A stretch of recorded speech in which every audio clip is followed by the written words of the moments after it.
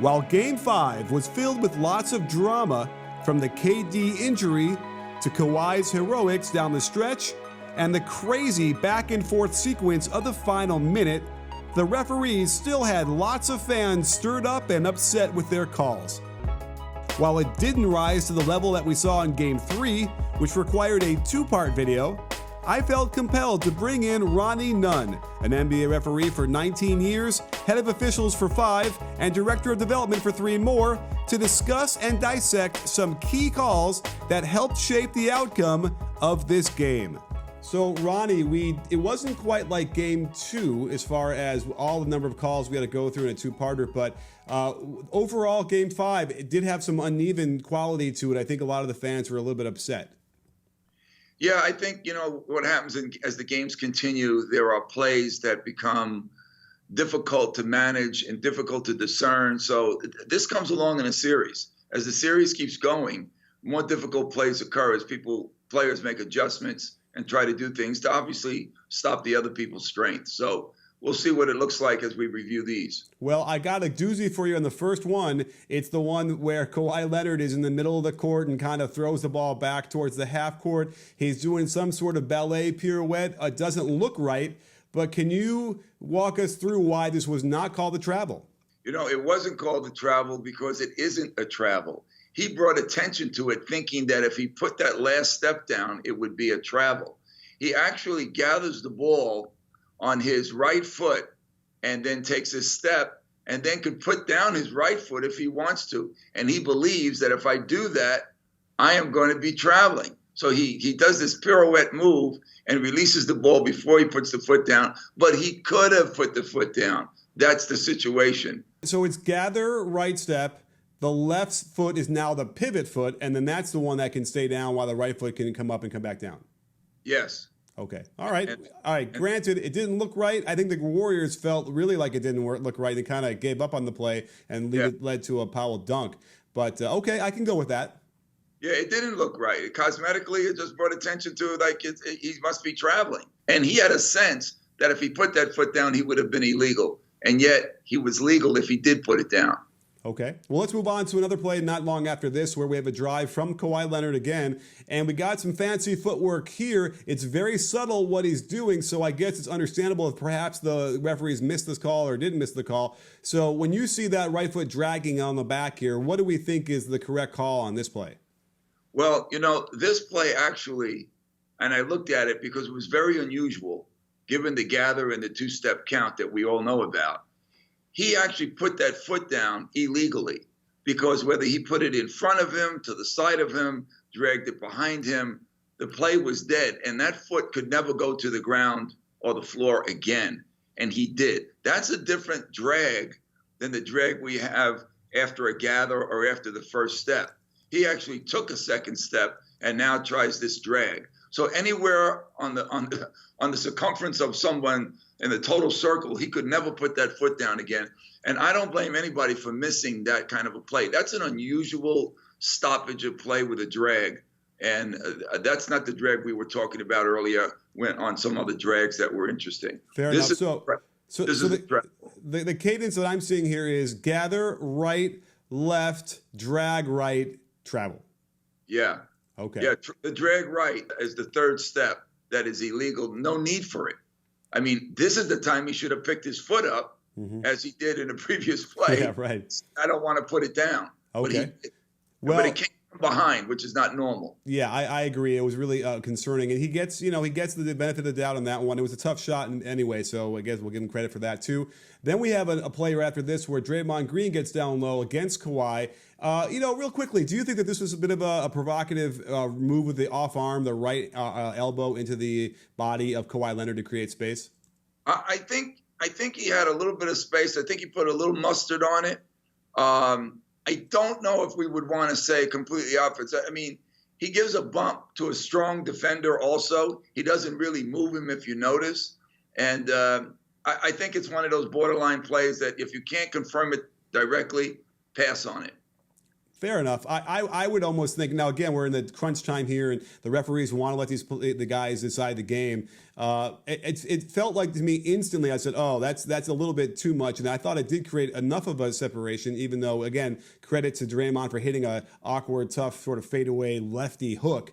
But I don't know. I would probably say that could have been a foul if anything was, looking at, especially, I know, being at home and being in Toronto. Well, here's the play everyone really wants to talk about, which is when the Boogie Cousins goaltend call. Now, again, if the ball is not touching the rim, like you talked about the last time we were together, and but it's in that imaginary cylinder that goes above the rim, you can't touch it. And the last 2-minute report agreed that it was a correct call, but I think there are still people upset. So, Ronnie, straighten us all out here. Well, you said it rather well, that the fact of the matter is that if any part of that ball is off the rim, and if you did the imaginary cylinder up, and the piece of that ball is still in that imaginary cylinder, neither the offense can flush it, obviously, in this case he did, or the defense actually couldn't touch it either. It would be basket interference. So the ball cannot be touched. As compared to the FIBA rules or international rules, that ball bouncing around in the cylinder can be swiped by defenders as well as tipped in by offensive players. So that's really the rule. I think the issue here is there were so many great angles you prepared for us to talk about. I think the angle that really tells the truth is the angle looking up from the bottom. If you notice how close DeMarcus's hand is to the rim when he touches it, you know that angle tells us the most, that ball is still in the cylinder. All the other angles are a bit illusionary, and they can get you to a false sense of fairness, especially the one over the basket. It's not directly over the basket. It's at an angle. So we lose it. But the one in front is really, really conclusive for me. Either way, though, and they did review it, it is fractions of an inch that close, where even if looking straight down, if the camera was all the way over the rim, which is probably another 6 inches, it would make the ball a little bit more over the rim. But gosh, it's probably, maybe over maybe 2 inches, 3 inches, and that's about it. Yeah, it's just if it has an inch of the ball or a half inch of the ball, it's that close. I'm glad the guys went to video replay. I'm glad their reaction on the court was also correct, which sometimes you have to go with if video doesn't give you exact. So great job here in the customary long-term basketball of the United States. This is a basket interference play. Okay, well, let's go to one that I kind of really confused about because the league wanted the foul called on this. There was no other replay provided to the public, so I can't see anything more than what we do from the normal angle. But from what I see here, it's Marc Gasol throwing his left arm out to sort of try and protect the ball from Boogie, and I don't see any real body contact down low. So can you help me figure out why this was supposed to be a foul call? This was a foul, but what happens is Mark does go into the lure of the contact. He angles himself to lure the contact. And as he's doing that, DeMarcus is still making his move over to meet him. So it's almost like a real narrow angle. And though he looks clean up top, which you want to go with, he's kind of heavy laden and he's plotty in this move. And he actually does advance himself forward towards Gasol. And I think a foul is needed here. But I got to tell you something. This is a very tight play. The lead official's looking at two bigs, which, by the way, can be combustible with each other at times. But in this case, it was very tough to see that particular movement. So I'm going to hang with the no call. But technically, I think we have a bump here. Yeah, I just cannot really see anything of import there that would really affect it. I also criticize him for the take itself on the off-foot layup in that situation was kind of weak, and he could have gotten up stronger to either take that contact and finish better, or just to maybe make it really clear to the referees that there is the contact, they have to call it. So I think it was an interesting convergence of things all happening that led to the no call. I'm still okay with it. I don't know. Yeah, hey, I'm okay with it in any case because it's that close. And I think, as you mentioned it, just player-wise, I think Mark was recognizing there was a big body getting ready to contend against this play. And I think he kind of cowered to that instead of doing what you just said, forcibly finishing this play as he needed to. For sure. Well, our last clip is at the end of the game, and I don't know if it's that controversial, except for the fact of the timing of it, only because there are so many pin downs that are set throughout a game that are iffy, that they maybe don't call or do call, and yet we have a very provocative move by Boogie. So what did you think about this? Did you agree with the call they called on Boogie for setting the screen for Curry?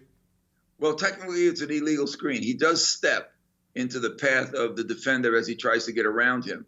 And it's almost unnecessary. It's a foolish kind of play. It's right in front of the official.